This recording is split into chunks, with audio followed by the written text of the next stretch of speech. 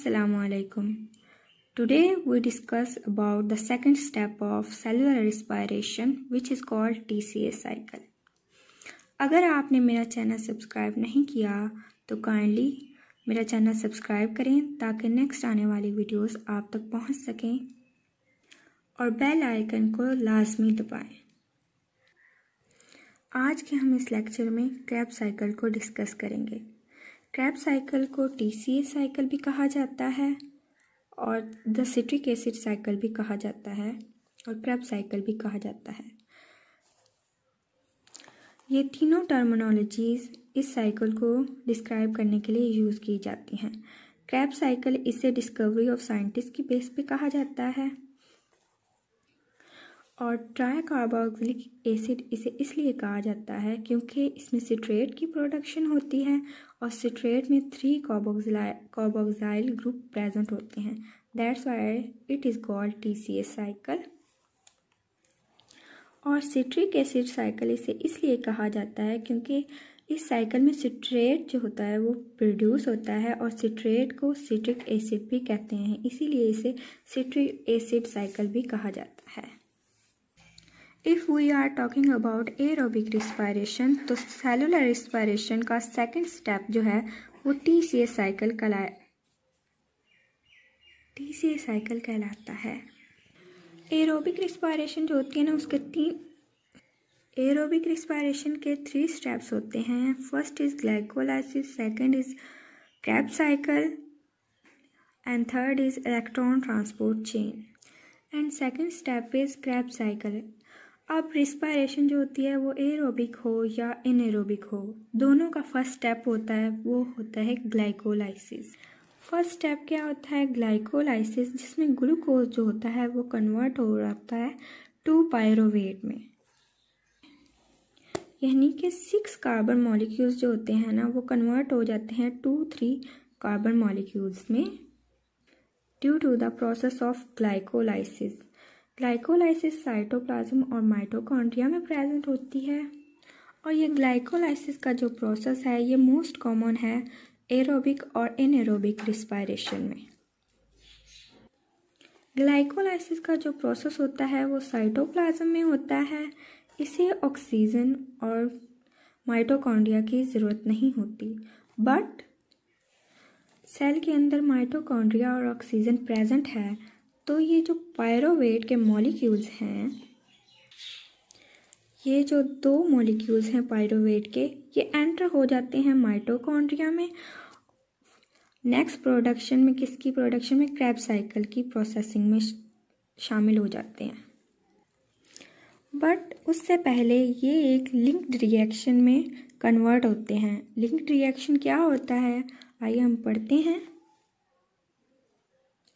Link reaction जो होता है वो ग्लाइकोलाइसिस को क्रेब्स साइकिल के साथ लिंक्ड करवाता है। इस रिएक्शन में क्या होता है, इसमें जो पायरोवेट का मॉलिक्यूल है वो कन्वर्ट होता है एसिटाइल कोएंजाइम में, यानी कि 3 कार्बन मॉलिक्यूल जो होते हैं वो कन्वर्ट हो जाते हैं इनटू 2 कार्बन मॉलिक्यूल्स में और एक कार्बन जो होता है वो कार्बन डाइऑक्साइड की फॉर्म में रिलीज हो जाता है। और यही हम देखते हैं कि रिस्पायरेशन में जो वेस्ट प्रोडक्ट होती है वो इन the form of carbon dioxide हमारे पास आती है और इस प्रोसेस के दरमियान NAD+ की NADH में सिंथेसिस हो रही होती है, यानी कि एक जो प्रोडक्ट होती है वो रिड्यूसिंग पावर जो होती है वो भी रिलीज हो रही होती है। क्योंकि 2 पायरोवेट के मॉलिक्यूल्स हैं तो हमारे पास 2 NADH के मॉलिक्यूल्स हमारे पास आएंगे और साथ 2 कार्बन डाइऑक्साइड के मॉलिक्यूल्स हमारे पास जो होंगे वो रिलीज होंगे और सिंथेसाइज होंगे 2 एसिटाइल कोएंजाइम्स के मॉलिक्यूल्स भी हमारे पास 2 ही सिंथेसाइज होंगे।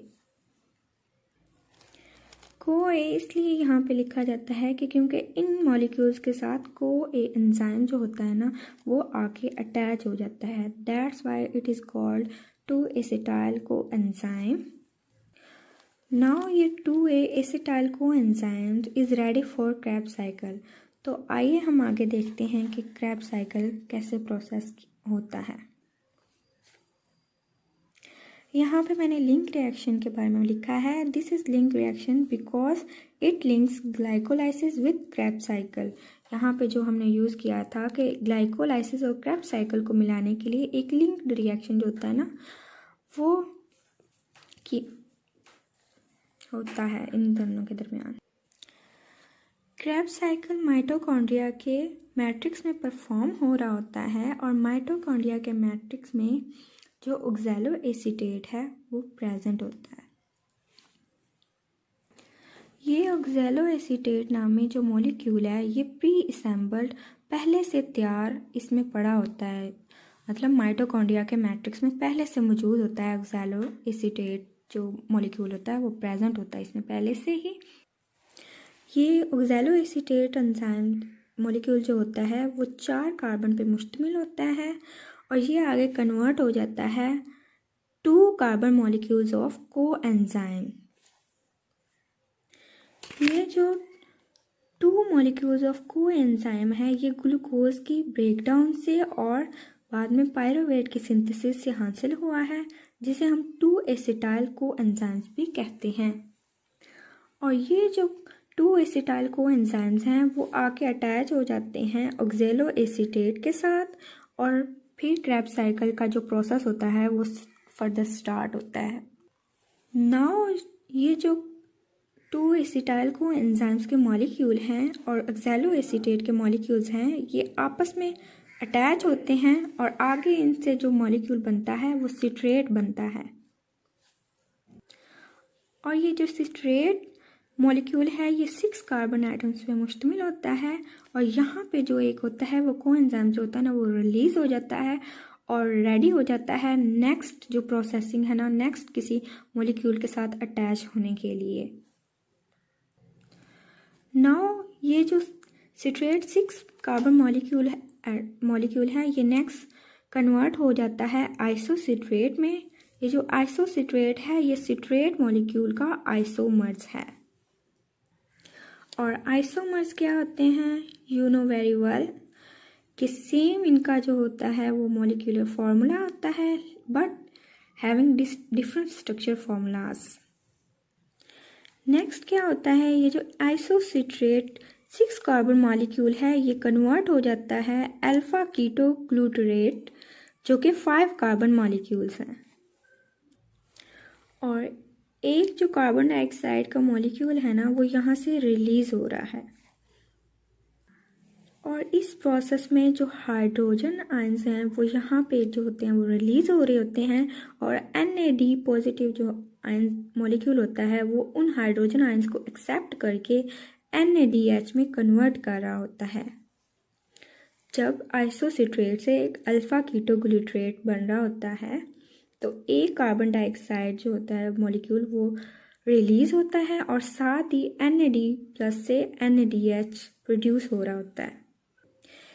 नेक्स्ट स्टेप क्या है कि जो 5 carbon molecules alpha keto glutarate है वो नेक्स्ट कन्वर्ट हो रहा है सक्सिनाइल कोएंजाइम्स में जो कि 4 कार्बन मॉलिक्यूल्स पे मुश्तमिल होता है।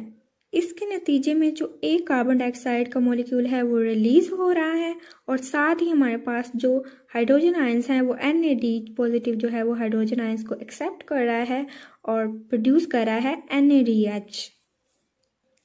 और साथ ही साथ जो कोएंजाइम्स A है वो अटैच हो रहा है इसके साथ 4 कार्बन मॉलिक्यूल्स के साथ, that's why it's called succinyl coenzyme. और नेक्स्ट स्टेप में जो सक्सिनाइल कोएंजाइम्स है वो कन्वर्ट हो रहा है सक्सिनेट 4 कार्बन मॉलिक्यूल्स में और इसके नतीजे में इस प्रोसेस में जो कोएंजाइम्स A है वो यहाँ से रिलीज हो रहा है और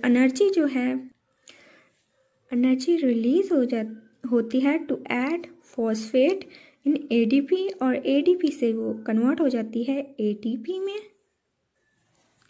यहाँ पे जब ATP की सिंथेसिस हो जाती है एक्चुअली में यहाँ पे GTP की सिंथेसिस होती है, इट्स मीन गुआनासिन ट्राइफॉस्फेट की।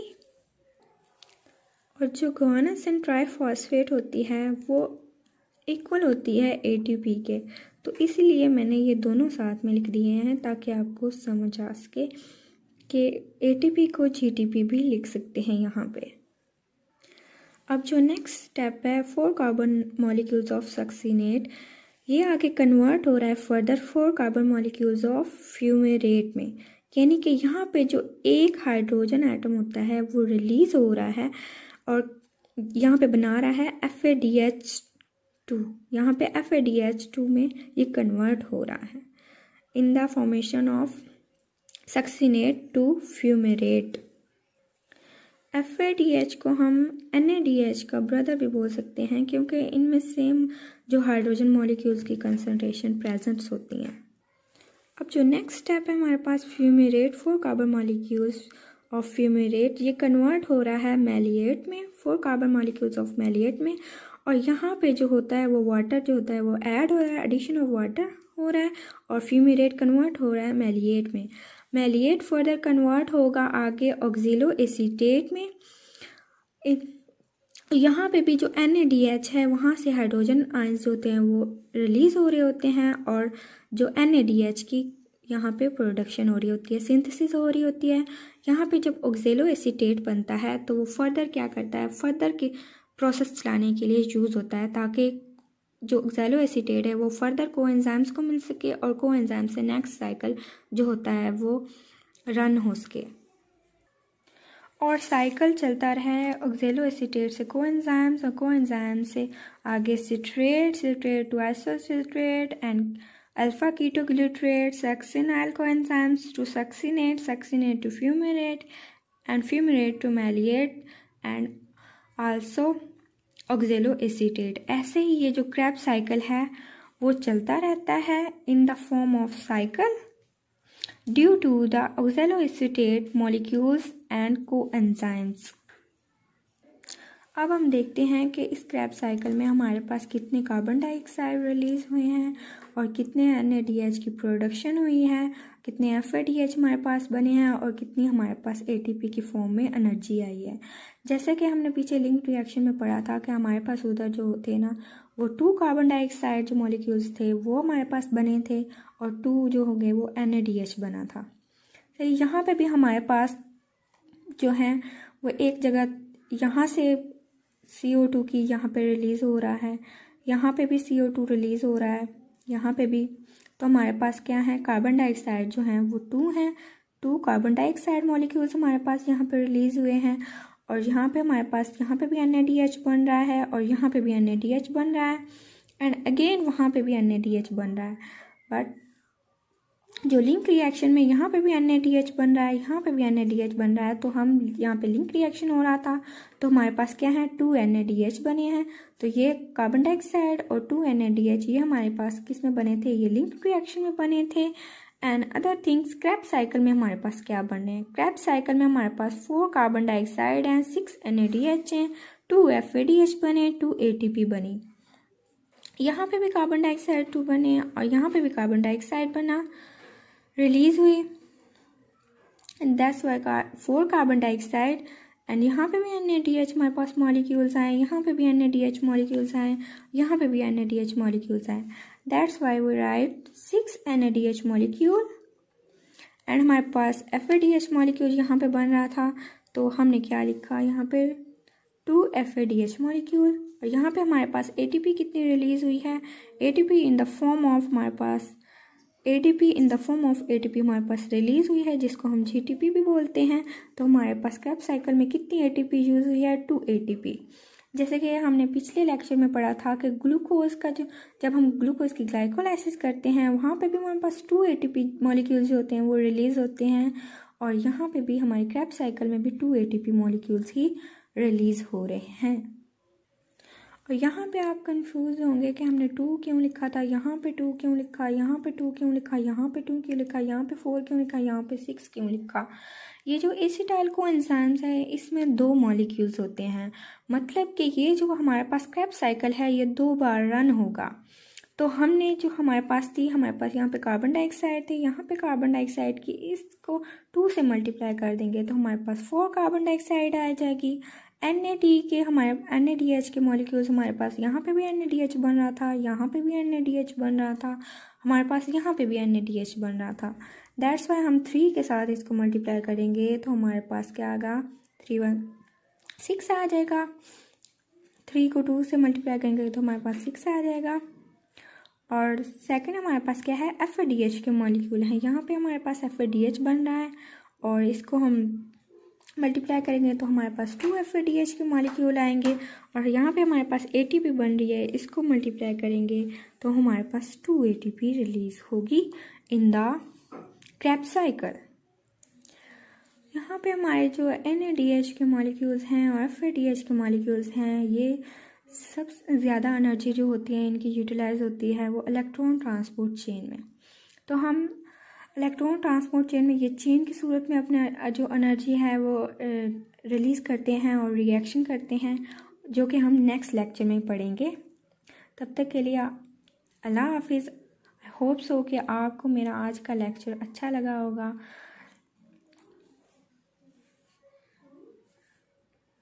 सो नेक्स्ट वीडियो तक आप इंतज़ार करेंगे और मेरा चैनल ज़रूर सब्सक्राइब करें और press the bell icon and like the video also.